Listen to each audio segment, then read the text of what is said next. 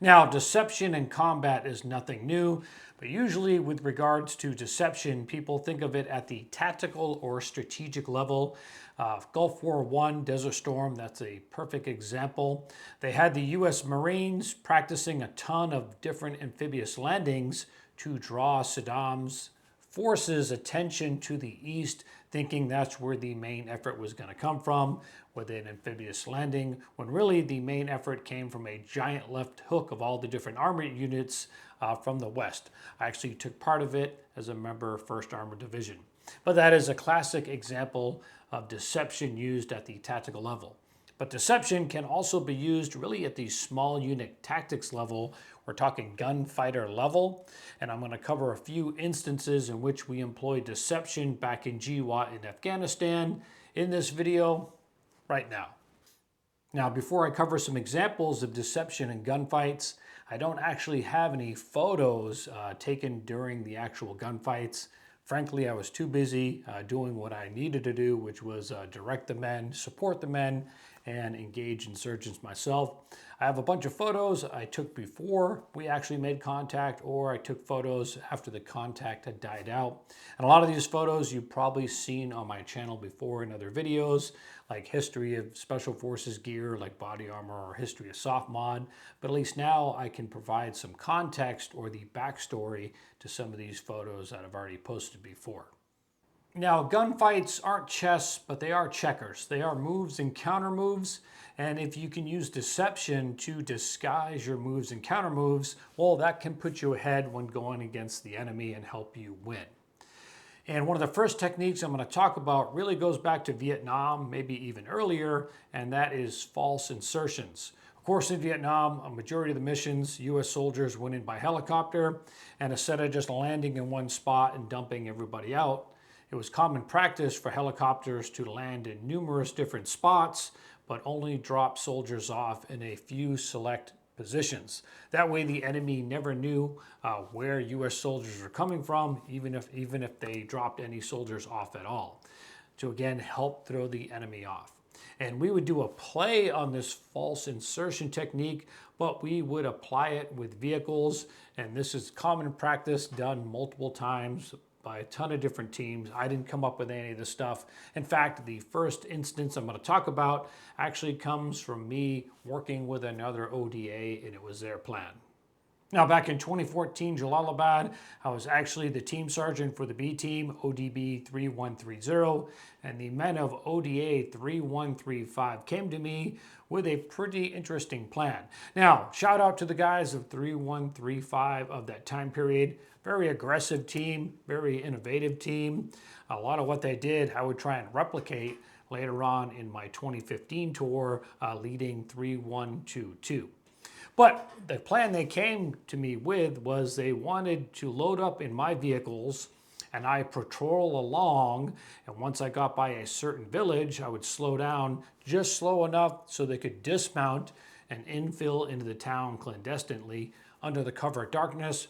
Meanwhile, I would patrol along like I was in the regular army, making stops and everything to try and draw the attention of everybody around me. Because once you leave one of the FOBs in Afghanistan, the word starts going out, hey, the Americans are out on the move. So you're not fooling anybody. They know you're out and about. But the goal was I would draw the attention of all the insurgents in the area so the team could make a clandestine infill, because the enemy rarely fights at night. They only come out during the day. So if you can get in a good position when period of daylight comes, well, you have a good chance of catching the insurgents off guard. And that's exactly what the team did. They were in a great position. They did get their firefight on. They eventually called me in with my gun trucks for support. It was actually myself and another warrant officer, and all our trucks were manned by uplift of infantrymen from the 10th Mountain Division. Now, once we got into the village, it was actually too tight really to maneuver the trucks in any sort of support. And a kind of a funny thing happened. Myself and the warrant, we dismounted, we kind of looked at each other, and at that time, there were really two different firefights going on. 3135, I believe, had split into two different elements, so we had a firefight going off to the left and right of us. I looked at the warrant, he looked at me, and he took off in a dead sprint to link up with 3135, because really only one of us needed to stay with the mounted element, so he went to go get his gun on with the team. Now this photo right here, this is taken after the engagement when we driven the insurgents out of the village, and we're both kind of laughing over the situation because it was an unspoken rule between the two of us. Since only one needed to be with the vehicles, well, that meant the other one could go get their gun on, and he beat me to the punch. He instantly sprint off, and he did link up with the team, and we're just kind of reminiscing and laughing about it right here. I'm standing on the corner of this building right here, and I believe it's this one right here in the map. But yeah, their plan worked pretty well, a clandestine infill using the vehicles. Now, fast forward to 2015 in Logar Province. I'm now the team sergeant of ODA 3122, and our first mission outside the wire, leading the commandos, we decided to try and employ some deception, basically a play on what 3135 had done. I'm going to be leading the vehicles to a designated drop-off point under the cover of darkness, where the team leader and the majority of the ODA dismounted along with the majority of the commandos, and they patrolled in the village into Logar proper under the cover of darkness. After I dropped them off, I then took the vehicles to a different point away from them, separated from the dismounted element. I actually parked them on the south side of this hill right here in this graphic while they patrolled it to the west. I was off to the east a few kilometers, with the hopes of when daybreak came, the enemy would be tricked into attacking the dismounted element since it was the smaller force. And then once they were engaged, then the team could call me in. I could position the trucks again to get that pincer movement, basically cut off any escape routes for the insurgents and bring the heavy weapons of the vehicles to bear on the enemy. That was the plan. And actually, I was set up in a great overwatch position. You can see by this photo right here. I was set up on this hilltop right here. I had great overwatch through the valley. I didn't have eyes exactly on the team, but I knew basically where they were. So that's where I stayed while the team patrolled along through the village. And I was there till about noon, and actually no enemy contact was made. So it was at this point, well, I guess they weren't coming out, so we decided that the dismounted element would move back to the original drop-off point. I would meet them in the vehicles when we returned back to the FOB, and we would just try another day. But lo and behold, as the team was moving back to the infill point and I started to head back, I was literally only about 5 minutes into the drive to meet them. They came under fire, they made enemy contact, so the gun battle was now on. Now, I didn't race straight to the team. I actually took the vehicles back to the original overwatch position. My intent was to wait there for the team leader to call me in. That way I could be guided into the best position to get flanking fire on the enemy, and again, sealed off any avenue they have to escape.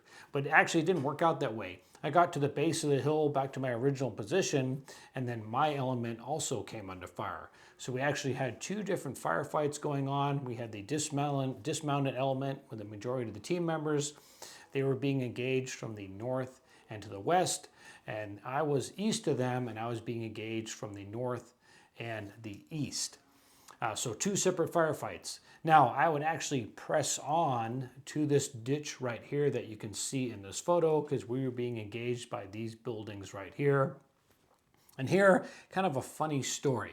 So one of my teammates, while we're in the ditch, he had a good bead on an insurgent who kept popping out of the corner of a building right here. And he was waiting to ambush that insurgent once he popped out again. I saw this and I decided, hey, why let the enemy use that building as cover? We can just fire a Carl Gustav round at the corner of the building, take out the corner and take out that insurgent.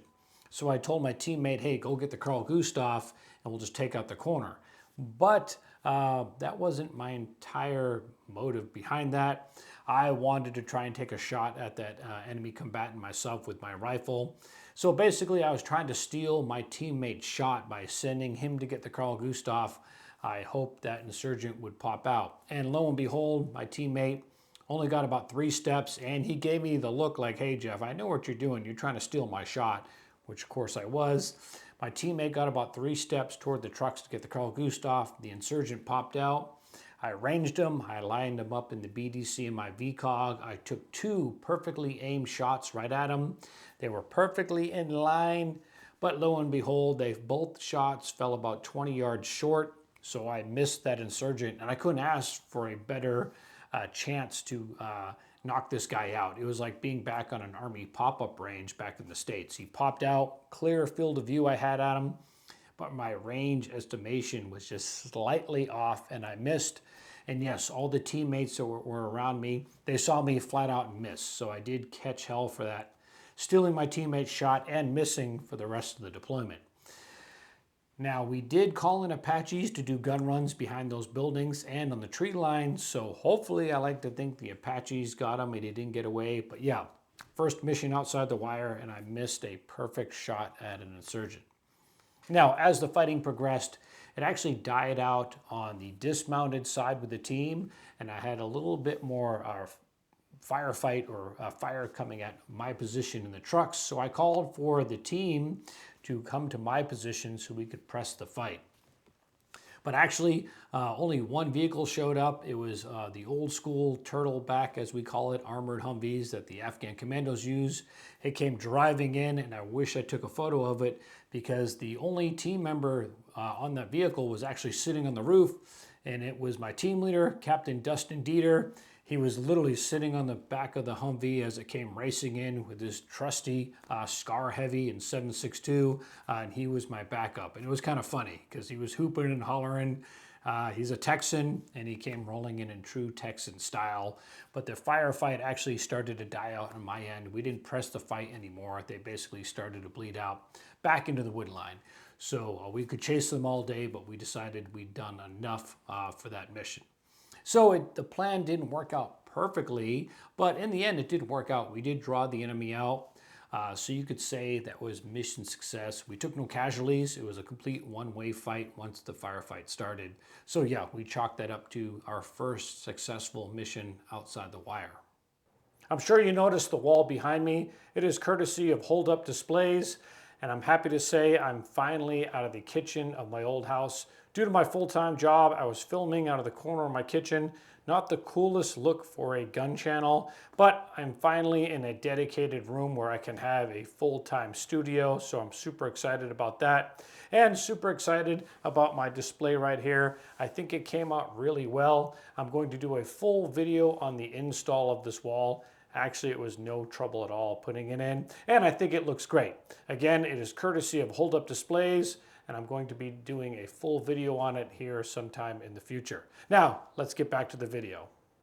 Now, our second trip outside the wire, we would try another variation of this, except this time the team leader and the majority of the team guys would be in the vehicles, and I would lead a small dismounted element of just myself, 2 other team guys, and a squad of Afghan commandos with the goal of infilling clandestinely and setting up a blocking position, while the team would journey on in vehicles along this route right here.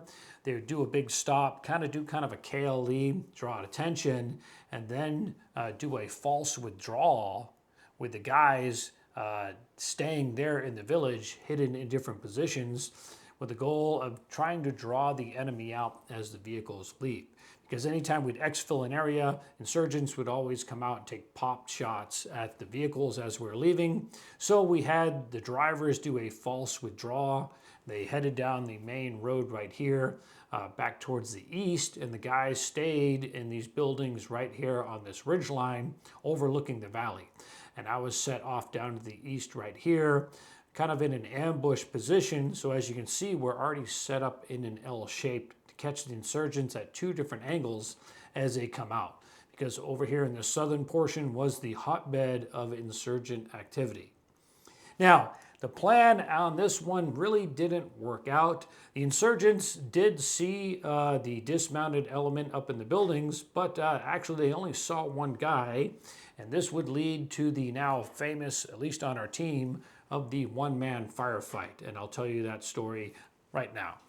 So the guys were basically in a line occupying this row of buildings right here. In this photo, this is from the team leader position. He is actually looking west towards Sergeant First Class Bill Estajak. You can't see him in this photo, but he's occupying one of these buildings. He is in the westernmost flank of all the team guys that are in line on this ridge line, and they're overlooking the valley while I'm actually down in the valley in kind of an ambush blocking position. So if you applied some lines to it, you see we're already set up in a giant L shape because to the south right here is where all the insurgent activity was. So the goal is to draw them out. And well, apparently they did know that there were team guys up there, but they only saw one. And this leads to the now famous on our team of the one-man firefight with Bill Estajak. So from my position, I couldn't see where the guys were. I just knew they were up on the ridge line. I stay hidden down below. And yes, in this photo right here, I am dead asleep waiting for the sun to come up. And as the sun came up, they took a photo of me dead asleep because I'm waiting for the insurgents to come out. But the insurgents did come out, but they only saw apparently Bill's position because I opened up on Bill's position, tons of AK fire and things like that. We called over to Bill on the radio. He wasn't in any sort of grave danger. It wasn't accurate fire. So we let Bill just kind of have at it. And so he was returning fire with his lone Mark 18. So from my position, I'd hear a wall of lead being fired at Bill. And then in the distance, you just hear his Mark 18, single well-aimed shots returning fire. Because we're like, hey, if they see Bill, maybe they'll think he's easy pickings, and we could draw them out and then open up with our superior firepower and pin them in place. And then we could bring in the gun trucks and then truly get them in a pincer movement, or hammer and anvil as it's called. But they apparently were too lazy or knew what we were trying to do because they never crossed the valley and approached us. They just kept shooting at Bill's position. So again, we'd hear a wall of lead from the insurgent side, and then Bill's lone Mark 18. It was actually kind of funny. That's why we call it the one-man firefight. He was never any sort of real danger. Otherwise, we would have maneuvered to support him. Instead, we wanted to draw the enemy out. They did come out a little bit. We took fire at a few other positions. From my position, we really didn't have eyes on. We kind of fired some 320 rounds to try and suppress, but we were basically firing blind because where I was, the canopy and the trees were very thick where I was at. So the plan really didn't work out in that engagement. We couldn't draw them out. And I know a lot of people are going to be like, well, if you knew where the enemy was, why didn't you just press your advantage and maneuver on the enemy or pursue the enemy? Well, one thing you have to be wary of in Afghanistan, this is 2015, and really they know all our tricks. They know our playbooks. And we would never pursue them aggressively because they could be retreating on purpose to lead you into an ambush or lead you into an IED or an IED and ambush, direct fire ambush. So you didn't want to chase them because you could be putting your teammates' lives at risk really for no reason. Because the fact is, just about every FOB throughout Afghanistan, every time you leave the wire, you can get a gunfight. There's gunfighting going on every day. You can stack bodies outside the wire every day. So we never pursued them super aggressively because we didn't want to walk into an ambush, which later on did happen to my team. They did hit us later on, and I'll probably talk about that in a future video, but there was a real threat of that. So our goal when we went out was always to go out, try and pin them in place and reduce them with fires, and then get them with air power also, because we could pick them up on ISR wherever we were. ISR would start seeing insurgents from multiple kilometers away start heading towards our position. So the JTACs with us, they could start the killing using air power. So they may not be within sight of the team, but we would be out there killing insurgents. So that was the name of the game. Now, let me cover one more deception technique we didn't get to employ, but we did practice at Fort Bragg and was employed again by that team 3135. Now, another classic deception technique is making your force appear a lot smaller than what it really is. And this technique goes back to really the dawn of warfare. Now, I was not on this mission. I just heard about it after the fact. And again, this goes back to the guys on 3135. Basically, what they did is they grabbed up all their sniper weapon systems, their heavier rifles like their M110s and their SCARs, and some heavy weapons, and they had a helicopter drop them off on top of a hill. A lot of the guys went in with total concealment. I remember they had little one-man tents that they basically turned into like little ghillie suits or sniper hides or sniper blinds to disguise a lot of members of their team. And then when the enemy came out thinking, hey, there's only a few guys up on the hilltop, well, then they were met with accurate, lethal, and heavy fire. Now, this is something we did practice as a team. That way we could employ it in Afghanistan. It didn't really come up, but we did practice it. And I know what you're going to say. Well, how can a dismounted element bring heavy weapons to bear in an area? Well, it's easy. You can pack them on a Skedco. In this photo right here, we have a 50 cal with, I believe, 2 cases of ammo. 4 guys can easily drag this off of the back of a Chinook. And that's exactly what we did. We went to a range at Fort Bragg and we practiced at live fire. I remember it was a big to-do. The chain of command came out to watch us. We basically did a form of rapids where we air landed. We had 2 50 cals and 2 different Skedcos, and we pulled those off. We dragged them 200 or 300 yards, set them up as fast as we could, and employed them. In fact, this photo right here, we got a 240 laying down a base of fire, while in the back you can see we're putting the 50 cals together.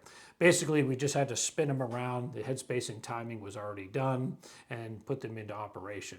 Now, it's something we didn't end up employing during our tour. The situation just never came up. But I did talk about it in one of my competition to combat crossover articles on defensereview.com, where I talked about your rifle is basically a PDW depending on the range to the threat. And if you can, always bring bigger and better weapons to bear on the threat. And I talked about being in a small dismounted element, and if you have heavy weapons, you can employ them against the threat. And I think it was M4carbine.net. A guy who claimed to be an ex-Navy SEAL eviscerated me for like 11 pages in that article saying, hey, there's no way you can bring heavy weapons in a small dismounted element off the back of a helicopter without vehicle support. It's impossible. Well, we practiced it. As you can see from these photos, it's actually really easy to do, especially when you got 4 guys to drag the Skedco. Now, I wouldn't want to drag this for miles on end, but moving a few hundred yards or a kilometer into a blocking position or an ambush position from the back of a helicopter is totally feasible. So there it is, deception used in gunfighting. And yes, it is very subjective in how successful we were. But the way I view it is we were able to get the enemy to come out in engagements. It didn't work out exactly how we planned, but we were able to engage them successfully, and more importantly, we did not take any casualties on those 2 missions. And if you can damage the enemy and not take casualties yourself, then that's a win in my book. And if I do more videos on the types of contacts we made in GWOT, we did over a dozen missions during my last tour, and on every mission we took enemy contact. So there was no shortage of gunfighting going around. But if you want to hear more stories about my missions and how things worked out, by all means, post it down below in the comments. And as always, hopefully you found this video informative and entertaining. I'm Jeff Gurwitch. Thanks for watching.